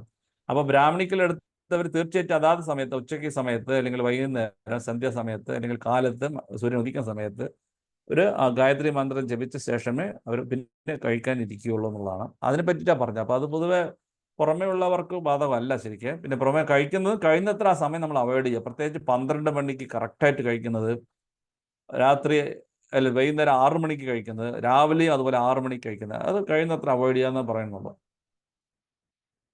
ഹരേ കൃഷ്ണ. ക്ലിയർ ആയി പ്രഭു. ഹരേ കൃഷ്ണ. ക്ലിയർ ആയി. ഹരേ കൃഷ്ണ.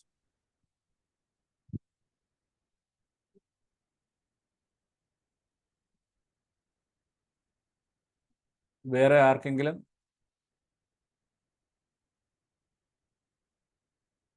ഹരേ കൃഷ്ണ. അപ്പൊ നമ്മൾ അടുത്ത പാർട്ട് 4ലേക്ക് കടക്കാം. പാർട്ട് 4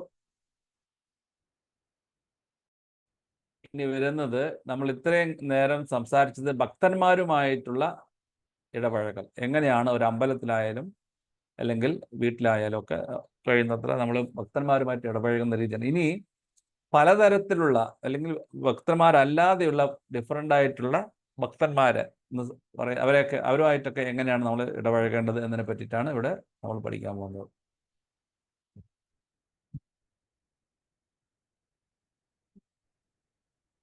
നെക്ടർ ഓഫ് ഇൻസ്ട്രക്ഷൻ, അതായത് ഉപദേശാമൃതത്തിൽ നമ്മൾ ഈ പോർഷൻ വായിച്ചിട്ടുണ്ടാകും. തീർച്ചയായിട്ടും ഉപദേശാമൃതം വായിച്ചവർക്ക് അറിയാം 3 തരത്തിലുള്ള ഭക്തന്മാരുണ്ടെന്നുള്ളത്.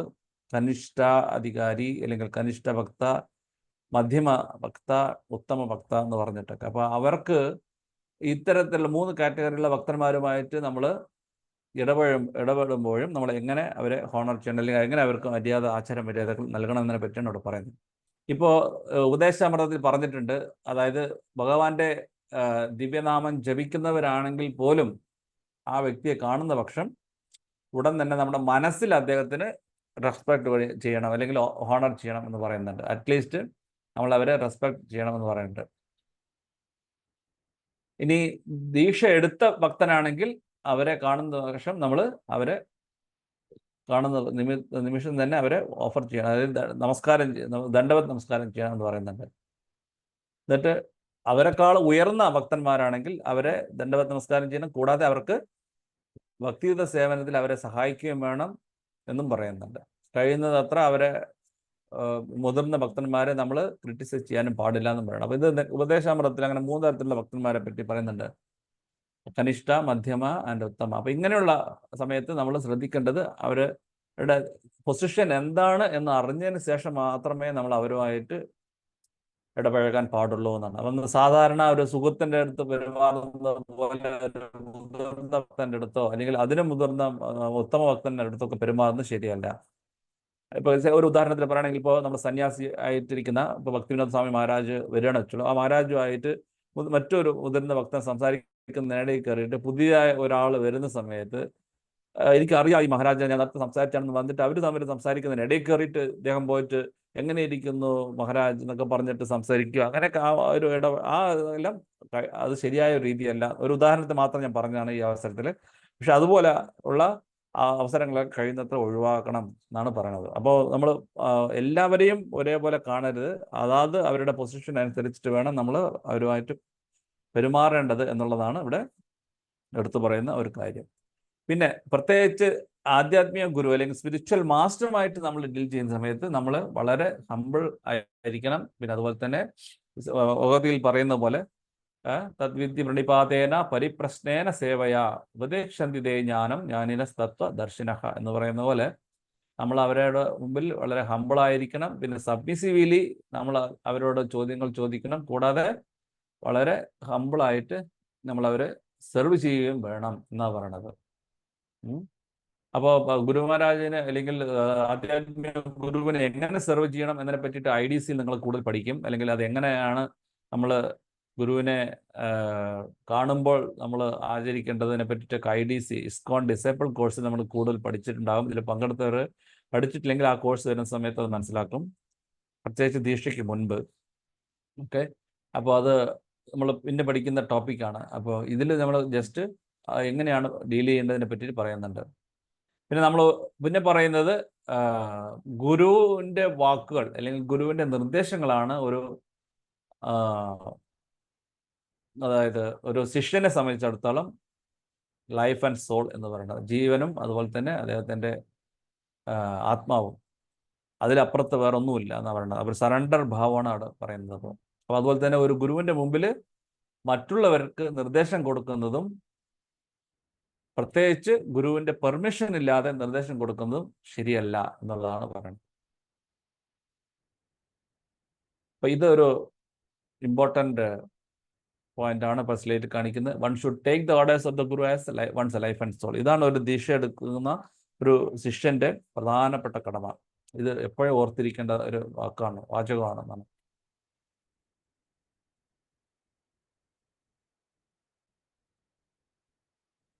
ഇനിയിപ്പോൾ അതുപോലെ തന്നെ ഒരു ഗുരു നമുക്ക് എന്തെങ്കിലും നിർദ്ദേശം തന്നിട്ടുണ്ടെങ്കിൽ ആ നിർദ്ദേശത്തിന് എതിരായിട്ടോ അല്ലെങ്കിൽ എതിർത്തുകൊണ്ടോ ഒന്നും നമ്മൾ ചോദ്യങ്ങൾ ചോദിക്കരുത്.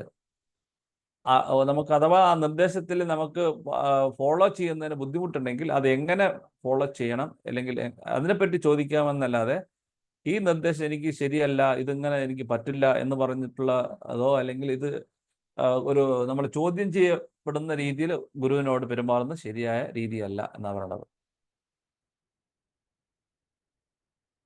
അതേപോലെ വേറൊരു പ്രധാനപ്പെട്ട കാര്യം, ഗുരുവിന് നമ്മൾ ഒരിക്കലും നിർദ്ദേശിക്കരുത്.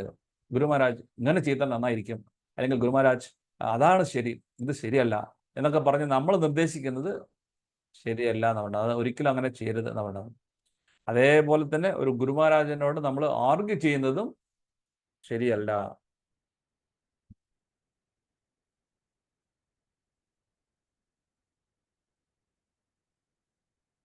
നമ്മുടെ ആധ്യാത്മികമായിട്ടുള്ള ഗുരുവിൻ്റെ മുൻപിൽ അല്ലെങ്കിൽ നമ്മുടെ സ്പിരിച്വൽ മാസ്റ്ററിന്റെ മുമ്പിൽ ഒരിക്കലും നമ്മുടെ അക്കാഡമിക് ആയിട്ടുള്ള ക്വാളിഫിക്കേഷൻ എടുത്തു പറഞ്ഞുകൊണ്ട് ആ ഗുരുവിൻ്റെ മുമ്പിൽ വലിയ ആളാണെന്നുള്ള രീതിയിൽ നമ്മൾ ഒരിക്കലും നിൽക്കരുത്. നമ്മൾ എപ്പോഴും ഗുരുവിൻ്റെ മുമ്പിൽ സെർവൻ്റ് ഓഫ് ദ സെർവൻ്റ് എന്നൊരു ഭാവത്തിൽ തന്നെ ആയിരിക്കണം നമ്മൾ നിൽക്കേണ്ടത്. എത്രയോ PhD എടുത്തിട്ടുള്ള സയൻറ്റിസ്റ്റ് ശിഷ്യന്മാർ പ്രഭുപാദനുണ്ടായിട്ട് പോലും പ്രഭുപാദൻ്റെ മുമ്പിൽ അവർ എപ്പോഴും വിനയത്തോടെ തന്നെയാണ് നിന്നുണ്ടായത്. അല്ലെങ്കിൽ ഇപ്പോൾ ഉദാഹരണത്തിന് പറയുകയാണെങ്കിൽ നമുക്ക് ഭക്തി സിദ്ധാന്ത സരസ്വതി ഠാക്കൂറിൻ്റെ ഗുരു ഗൗരകൃഷ്ണദാസ് ബാബാജി വിദ്യാഭ്യാസം പോലും ഇല്ലാതെയുള്ള അല്ലെങ്കിൽ പഠിക്കാത്ത ഒരു ഗുരുവാണ് എന്ന് പറഞ്ഞത് കൊണ്ട് അദ്ദേഹം ഒരിക്കലും തന്നെ അദ്ദേഹത്തിൻ്റെ ക്വാളിഫിക്കേഷൻ ഹൈ ക്വാളിഫിക്കേഷനെ പറ്റി അവിടെ പറഞ്ഞിട്ടില്ല. അദ്ദേഹം അപ്പോഴും ആ അദ്ദേഹത്തിന് സ്വന്തം ഗുരുവിൻ്റെ മുമ്പിൽ വിനയത്തോടു കൂടെ തന്നെയാണ് ആ ക്വാളിഫിക്കേഷനെ കണ്ടത്. എനിക്കൊന്നും അറിയില്ല എന്നുള്ള രീതി തന്നെയാണ്. അപ്പോൾ അത് പ്രത്യേകം ശ്രദ്ധിക്കേണ്ട ഒരു കാര്യമാണ്.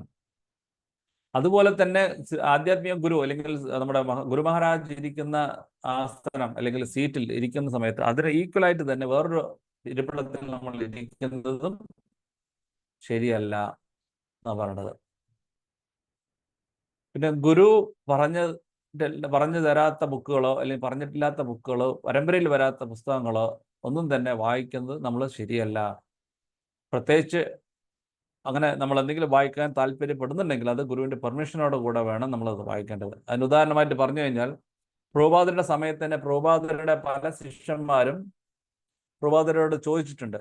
അതായത് പ്രഭുപാദർ അങ്ങയുടെ ഗോഡ് ഫാദർ എഴുതിയിട്ടുള്ള ഒരു പുസ്തകം ഇവിടെ ഞാൻ കണ്ടു, അപ്പോൾ അത് ഞാൻ വായിച്ചോട്ടെ, വായിക്കുന്നതിൽ തെറ്റുണ്ടോ എന്നൊക്കെ ചോദിച്ചിട്ടുണ്ടായിരുന്നു. അപ്പോൾ പ്രഭുപാദര് പറഞ്ഞ്, no, you should not read that books even though they are my god brothers. You must read only my books. And if you are in doubt you please ask me and clear the doubts എന്നാണ് പറഞ്ഞിട്ടുള്ളത്. അപ്പോൾ എന്തെങ്കിലും സംശയം ഉണ്ടെങ്കിൽ എൻ്റെ അടുത്ത് ചോദിക്കുക. എൻ്റെ പുസ്തകം മാത്രമേ വായിക്കാവൂ, മറ്റുള്ള പുസ്തകങ്ങളൊന്നും വായിക്കരുതെന്ന് അത് ഗുരുവിൻ്റെ നിർദ്ദേശമായതുകൊണ്ട് തന്നെ പലരും പുസ്തകം വായിച്ചിട്ടില്ല, മറ്റു പുസ്തകങ്ങളൊന്നും. അപ്പോൾ അതും ഒരു വലിയ ഒരു പ്രധാനപ്പെട്ട ഒരു കാര്യമാണ്. അപ്പോൾ ഞാൻ ഇവിടെ ഇന്നത്തെ ഈ സെഷൻ ഇവിടെ അവസാനിപ്പിക്കാമെന്ന് വിചാരിക്കുകയാണ്. ഇനി അടുത്ത സെഷൻ കുറച്ചും കൂടെ നമുക്ക് സീരിയസ് ആയിട്ടുള്ളതും പിന്നെ കുറച്ച് സമയം എടുക്കുന്ന ഒരു ടോപ്പിക് ആയതുകൊണ്ടും ഒരു പക്ഷേ നമുക്കിത് അടുത്ത ക്ലാസ്സിൽ അല്ലെങ്കിൽ നാളെ നമുക്കിത് കണ്ടിന്യൂ ചെയ്യാമെന്ന് വിചാരിക്കുകയാണ്. ഇനി ആർക്കെങ്കിലും എന്തെങ്കിലും ഇതുവരെ എടുത്ത പോർഷനിൽ സംശയമോ അല്ലെങ്കിൽ എന്തെങ്കിലും ബുദ്ധിമുട്ടോ ഒക്കെ ഉണ്ടെങ്കിൽ നമുക്ക് ഒരു 4 മിനിറ്റ് ഉള്ളത് നമുക്ക് ഉപയോഗിക്കാം. ഹരേ കൃഷ്ണ. ശ്രീല പ്രഭുപാദ് കി ജയ്. ഹരീഷ് ഒരു കാര്യം ചോദിച്ചോട്ടെ?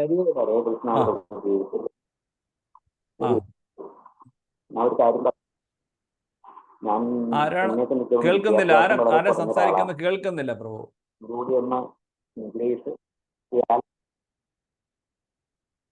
അജിത് കുമാർ. കേൾക്കുന്നില്ല പ്രഭു. ഹരേ കൃഷ്ണ. അജിത് കുമാർ പ്രഭു. പ്രഭുവിന്റെ കേൾക്കുന്നില്ല, ശബ്ദം കേൾക്കുന്നില്ല. എന്താണ്? ക്ലിയർ ആകുന്നില്ല. അജിത് കുമാർ. പറയൂ.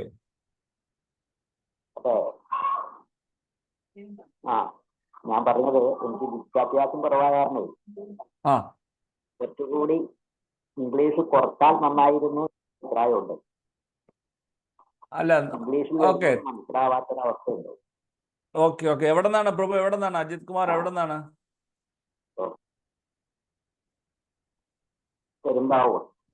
പെരുമ്പാവൂർ. ഓക്കെ. ഏത് സത്സംഗത്തിലാ പോകുന്നത്? പെരുമ്പാവൂരുള്ള അജിത് കുമാർ പ്രഭു ഏത് സത്സംഗത്തിലാണ് എല്ലാവരും പോകുന്നത്? ഞാൻ സ്ഥിരമായിട്ട് പോകുന്ന ഓൺലൈനിൽ മാത്രം. ഓൺലൈൻ മാത്രമേ ഉള്ളൂ അല്ലേ? ഓക്കെ. ശരി. ഓക്കെ. കഴിയുന്നത്ര ഞാൻ ശ്രമിക്കാം മലയാളത്തിൽ പറയാൻ. അല്ലെങ്കിൽ എനിക്ക് മലയാളം അത്ര വശമില്ല. ഞാൻ പഠിച്ചതെല്ലാം പ്രഭുപാദരുടെ ഇംഗ്ലീഷ് ബുക്കുകളാണ്. അതുകൊണ്ട് തന്നെ എനിക്ക് പ്രഭുപാദനോട് വലിയ അറ്റാച്ച്മെന്റ് ഇംഗ്ലീഷ് ബുക്കുകളോടാണ്. അതുകൊണ്ടാണ് ഞാൻ ഇംഗ്ലീഷിൽ എടുക്കുന്നത്. അല്ലെങ്കിൽ ഇംഗ്ലീഷിൽ നിന്ന് നിങ്ങൾക്ക് മലയാളത്തിൽ ഞാൻ മനസ്സിലാക്കിയത് പറയാനും പഠിപ്പിച്ചു തരാനും ശ്രമിക്കുന്നത്. അപ്പോൾ എൻ്റെ ഒരു ശ്രമം മാത്രമാണ് ഇതിൽ നടക്കുന്നത്. അല്ലാതെ ഞാൻ വലിയ പാണ്ഡിത്യമുള്ള ആളൊന്നും അല്ല. പിന്നെ പ്രത്യേകിച്ച് മലയാളത്തിൽ എനിക്ക് മലയാളം അത്ര വലിയ വശമൊന്നുമില്ല. പറയാൻ ഞാൻ കേരളത്തിലാണ് ജനിച്ചതും വളർന്നതും പഠിച്ചെങ്കിലും എൻ്റെ പ്രാഥമിക വിദ്യാഭ്യാസമൊക്കെ സംസ്കൃതം ആയതുകൊണ്ടും മലയാളം എനിക്ക് അത്ര വശമില്ലാത്തതുകൊണ്ടും ആണുള്ള ഒരു ബുദ്ധിമുട്ട് കൊണ്ടാണ് ഞാൻ മലയാളത്തിൽ എനിക്ക് കുറച്ച് എടുക്കാൻ ബുദ്ധിമുട്ട്. ഓക്കെ. അപ്പോൾ ഞാൻ അത് മാക്സിമം ട്രൈ ചെയ്യാം. അല്ലെങ്കിൽ കഴിയുന്നത്ര ഞാൻ പരിശ്രമിക്കാം മലയാളത്തിൽ തന്നെ പറയാൻ. ഹരേ കൃഷ്ണ. ഹരേ കൃഷ്ണ പ്രഭുജി. ഹരേ കൃഷ്ണ പ്രഭുജി. ഹരേ കൃഷ്ണ പ്രഭുജി, ഈ ഞാൻ ഇതിലുള്ള ഒരു ക്വസ്റ്റ്യൻ അല്ല, നമ്മൾ പൊതുവായിട്ടുള്ള ഒരു ക്വസ്റ്റ്യനാ. പിന്നെ രാത്രി ഇപ്പൊ കിടക്കുന്നതിന് മുമ്പ് നമ്മളെ സ്ഥലങ്ങള് വീട് വൃത്തിയാക്കുന്നതിന് പ്രോബ്ലം ഉണ്ടോ? അതോ കാലത്ത് വൃത്തിയാക്കണ? അപ്പൊ നമ്മളെ സമയം കുറെ നഷ്ടപ്പെടുന്നുണ്ട് രാവിലെ വൃത്തിയാക്കുമ്പോ. അങ്ങനെ ചെയ്യുന്നതായിട്ട് വല്ല പ്രോബ്ലം ഉണ്ടോ? ആക്ച്വലി നമ്മുടെ നാട്ടിൻപുറങ്ങളിലൊക്കെ വൃത്തിയാക്കുന്നത് പൊതുവെ എല്ലാവരും രാവിലെ എണീച്ചിട്ടാണ് വൃത്തിയാക്കുന്നത്. അതായത് മുറ്റമായാലും മറ്റ് ഇതൊക്കെ ആണെങ്കിലും. പക്ഷേ ഞാൻ പല സമയത്ത് പല ആളുകളും പല രീതിയിൽ ചെയ്യുന്നത് കണ്ടിട്ടുണ്ട്. ചിലവർ എന്ത് ചെയ്യുന്നത് വെച്ചാൽ കിച്ചൺ ആയിക്കോട്ടെ മറ്റു മുറികളായിക്കോട്ടെ എല്ലാം തലേ ദിവസമേ ക്ലീൻ ആക്കി വെക്കും. പിന്നീട് അവസാനം രാവിലെ എണീച്ച് കുളിച്ച് അവർ നേരെ കിച്ചണിലേക്ക് കയറും. അപ്പോൾ രാവിലെ ഒന്നും പിന്നെ മുറ്റം ക്ലീൻ ചെയ്യാനൊന്നും പോകാറില്ല. മുറ്റം ഇല്ലാത്ത ഭാഗങ്ങളിലാണെങ്കിൽ പിന്നെ പ്രത്യേകിച്ച് അതിനെ പറ്റി പറയേണ്ട ആവശ്യമില്ല. പക്ഷെ വീട് നഗരങ്ങളിലോ അല്ലാതെ ഗ്രാമങ്ങളിലൊക്കെ ആണെങ്കിലാണ് ഈ പ്രശ്നം വരുന്നത്. അപ്പൊ എന്തൊക്കെയാണെങ്കിലും നമ്മളുടെ പ്രധാന ഉദ്ദേശം എന്ന് പറയുന്നത് കൃഷ്ണാവബോധത്തോടു കൂടെ ജീവിക്കുക, കൃഷ്ണാവബോധത്തിൽ കൂടുതൽ നമ്മൾ അലിഞ്ഞ് ചേർന്ന് നമ്മൾ ജീവിതം മുന്നോട്ട് നയിക്കുക എന്നുള്ളതാണ്. അപ്പൊ ക്ലീൻലിനെസ് അതിൻ്റെ ഒരു ഭാഗമായതുകൊണ്ട് കഴിയുന്നതും അത് എന്താ പറയുക, നമ്മൾ സമയം കണ്ടെത്തി ചെയ്യുക, അല്ലെങ്കിൽ അതിനേക്കാൾ ഉപരി നമുക്ക് മറ്റു കാര്യങ്ങൾ സീരിയസ് ആയിട്ടുള്ള കാര്യങ്ങൾ ചെയ്യുക. അപ്പോൾ മുറ്റം അടിക്കുന്ന സമയം കൊണ്ട് നമുക്ക് നാമം ജപിക്കാനാണ് നമ്മുടെ ഉദ്ദേശമെങ്കിൽ അത് നല്ല കാര്യമാണ്. നാമം ജപിച്ച ശേഷം പിന്നെ മുറ്റം അടിക്കുന്നത് വീട്ടിലെ കാര്യമാണോ? അകത്താണെങ്കിൽ സാധാരണ നമ്മൾ രാവിലെയും അടിക്കാറുണ്ടല്ലോ വിളക്ക് വയ്ക്കുന്നതിന് മുൻപ്, അല്ലെങ്കിൽ ഉച്ചയ്ക്ക് വൈകുന്നേരം അതുപോലെ തന്നെ നമ്മൾ വിളക്ക് വയ്ക്കുന്നതിന് മുമ്പ് അടിക്കാറുണ്ടല്ലോ. അതാണ് നമ്മൾ സാധാരണ കാണുന്ന കീഴ്വഴക്കം. അല്ല, സാധാരണ നമ്മൾ രാത്രി അടിച്ചു തുടച്ച് വൃത്തിയാക്കി വെക്കാറാണ്. അത് നമ്മൾ ഉറങ്ങാൻ പോകുന്നതിന് മുൻപ് അങ്ങനെ ചെയ്യുന്നത് അമ്പലങ്ങളിലൊക്കെ അത് പ്രാക്ടീസാണ്. ഇപ്പൊ ഈവൻ ഏതൊരു അമ്പലം എടുത്താലും അന്നത്തെ ദിവസം രാത്രി എല്ലാ ഭാഗങ്ങളും ക്ലീൻ ചെയ്ത് അവർ ക്ലീൻ ചെയ്ത് വെക്കാറുണ്ട്. അപ്പൊ നമുക്ക് ആ സ്റ്റാൻഡേർഡ് ചിലപ്പോൾ വീട്ടിൽ പറ്റുവാണെങ്കിൽ വളരെ നല്ലത്, പറ്റാത്തവരുണ്ടെങ്കിൽ അതും കുഴപ്പമൊന്നുമില്ല. പക്ഷെ നമ്മുടെ ഉദ്ദേശം മറ്റ് കാര്യങ്ങളിലേക്ക് അതേ ബുക്ക്. അപ്പൊ രാവിലെ നമുക്ക് കുറെ സമയം ലാഭം കിട്ടുമല്ലോ. അതെ അതെ അതെ അതെ അതെ യെസ് കറക്റ്റ്. അതെ അതെ അതെ ശരിയാണ് ശരിയാണ്. ഹരേ കൃഷ്ണ. പ്രഭു എവിടെയാ സ്ഥലം? ഞാൻ പ്രിയമാതാജിന്റെ ഹസ്ബൻഡാ. എവിടെയാണ് സ്ഥലം? അങ്ങാടിപ്പുറം. അങ്ങാടിപ്പുറം. Okay okay. ഓ പ്രിയമാതാജിന്റെ. ഓക്കെ. അതെ കാണാറുണ്ട്. Okay okay okay. Hare Krishna Prabhu, thank you. ഇനി വേറെ ആർക്കെങ്കിലും എന്തെങ്കിലും ചോദിക്കാനുണ്ടോ? ഹരേ കൃഷ്ണ പ്രഭു, ഒരു ചെറിയ ഡൗട്ട്. നമ്മളിപ്പോ നമ്മുടെ മഹാരാജ്, നമ്മുടെ സ്പിരിച്വൽ മാസ്റ്റർ, ശിക്ഷാ ഗുരുക്കന്മാര്, നമുക്കറിയാം തദ്വിധി പ്രണിപാതേനെ പ്രഭു പഠിപ്പിച്ചു തന്നിട്ടുള്ളതാണ് ഭഗവത്ഗീതയിൽ. അപ്പൊ നമ്മള് അങ്ങനെ ചോദിക്കാനൊന്നും പാടില്ല. പക്ഷെ നമ്മള് ശാസ്ത്രത്തിന് വിരുദ്ധമായിട്ട് തെറ്റുകൾ, ഇപ്പൊ ഉദാഹരണത്തിന് ഇപ്പൊ ശ്രദ്ധ വിശ്വാസമാണ് പഠിപ്പിച്ചു തന്നില്ല. അപ്പൊ നമുക്ക് അറിഞ്ഞറിയാതെയോ അതിൽ തെറ്റ് പറഞ്ഞു കൊടുക്കാം. അപ്പൊ എല്ലാവരും അത് കേൾക്കാണ് ക്ലാസ്സിൽ. ഒരു മിനിറ്റ് കേൾക്കുന്നില്ല. ഒരു മിനിറ്റ്. പറയും മാതാജി. അപ്പൊ നമുക്ക് അങ്ങനെ ശാസ്ത്രത്തിൽ നിന്ന് വിരുദ്ധമായി തെറ്റ് പറയുമ്പോ നമ്മൾ എന്താണ് ചെയ്യേണ്ടത്? എങ്ങനെ ശിക്ഷാ ഗുരുക്കന്മാരോ? ശിക്ഷാ ഗുരുക്കന്മാരെ നമുക്കിപ്പോ ഒരു ക്ലാസ് തരാണ്. അപ്പൊ നമ്മള് പഠിച്ചതിൽ നിന്ന്, അതായത് പ്രഭാതര പുസ്തകങ്ങളാണല്ലോ നമ്മൾ പഠിക്കുന്നത്, ഫോളോ ചെയ്യുന്നത് എല്ലാവരും. അപ്പൊ അതിൽ നിന്ന് വ്യത്യാസമായിട്ട് ഇപ്പൊ എക്സാമ്പിൾ പറയുകയാണെങ്കിൽ ഇപ്പൊ ശ്രദ്ധ എന്ന് പറഞ്ഞാൽ വിശ്വാസമാണെന്ന് അറിയാം നമുക്കെല്ലാം. അപ്പൊ അതിന് പകരമായിട്ട് ആ ഭാഗത്ത് അവിടെ തെറ്റി പറയാണ് അതിന്റെ മീനിങ്. അപ്പൊ അങ്ങനെയൊക്കെ സംഭവിക്കുമ്പോ അപ്പൊ മൊത്തം സ്റ്റേറ്റ്മെന്റിൽ മാറ്റം വരുമല്ലോ. അപ്പൊ നമ്മൾ എന്താണ് അങ്ങനെ വരുമ്പോ നമ്മൾ ചെയ്യേണ്ടത്? അപ്പൊ അത് ആക്ച്വലി മാതാജി ദേഷ്യം എടുക്കുന്നത് വരെ ഇങ്ങനെ പല ക്ലാസ്സുകളൊക്കെ അറ്റൻഡ് ചെയ്യുന്നത് കൊണ്ടുള്ള ഒരു ബുദ്ധിമുട്ടായിട്ടാണ് ഞാൻ കാണുന്നത്. കാരണം പൊതുവെ നമുക്ക് എല്ലാവർക്കും തന്നെ നമ്മുടെ ഈ കൃഷ്ണാവബോധ പ്രക്രിയയിൽ ആരെങ്കിലും ഒരു പ്രധാനപ്പെട്ട ഒരു ലീഡർ ഉണ്ടാവും, അല്ലെങ്കിൽ നമുക്കൊരു ശിക്ഷാഗുരു ഉണ്ടാകും. അവരുമായിട്ടാണ് കൂടുതൽ കൺസൾട്ട് ചെയ്യുക. അല്ലെങ്കിൽ പല ശിക്ഷാഗുരുക്കന്മാരുമായിട്ട് നമ്മൾ കൺസൾട്ട് ചെയ്യുന്ന സമയത്ത് ഒരേ വിഷയം പല രൂപത്തിലും പല വിധത്തിലൊക്കെ ആയിരിക്കും. അപ്പോൾ അത് കൺഫ്യൂഷൻ തന്നെയാണ് വരുന്നത്. അതുകൊണ്ടാണ് ഭക്തിവിനോദ് ഠാക്കൂർ പറഞ്ഞത്, ശ്രീ ഭക്തിവിനോദ് ഠാക്കൂർ പറഞ്ഞത്, എനിക്ക് ഒരു ആധ്യാത്മിക ഗുരു ഉള്ളൂ എങ്കിലും പല തരത്തിലും പല വിധത്തിലും എനിക്ക് ശിക്ഷാഗുരുക്കന്മാരുണ്ട് എന്ന് പറയാറുണ്ട്. അപ്പോൾ നമ്മൾ അവരുടെ എല്ലാ ശിക്ഷാഗുരുക്കന്മാരും നമുക്ക് ഇൻഫർമേഷൻ നമുക്ക് തരുന്നവരായിരിക്കും. അൾട്ടിമേറ്റ്ലി നമുക്ക് ആരാണ് നമ്മുടെ പ്രോപ്പറായിട്ട് ഗൈഡ് ചെയ്യുന്ന ഡേ ടു ഡേ ലൈഫിൽ, അവരാണ് നമ്മുടെ യഥാർത്ഥത്തിൽ ശരിക്കും ശിക്ഷാഗുരുവായിട്ട് അംഗീകരിച്ച് ഒരാൾ പറയുന്നത് കേട്ടിട്ട് വേണം നമ്മൾ മുന്നോട്ട് പോകേണ്ടത്. അപ്പോൾ തീർച്ചയായിട്ടും കൺഫ്യൂഷൻ ഉണ്ടാവില്ല. ഇന്നിപ്പോൾ നമുക്ക് മോഡേൺ വേൾഡ് ആയതുകൊണ്ട് ഇന്നിപ്പോൾ പൊതുവെ ഈ ഗാഡ്ജറ്റും അതുപോലെ തന്നെ ഈ പറഞ്ഞ ഇൻ്റർനെറ്റ് മീഡിയ ഇതൊക്കെ ഉള്ളതുകൊണ്ട് പലരും ഇന്നിപ്പോൾ ഓൺലൈനിൽ ക്ലാസ്സുകൾ പല രീതിയിലും കേൾക്കുന്നുണ്ട്, പല ഇൻഫർമേഷൻ ഗ്യാദർ ചെയ്യുന്നുണ്ട്.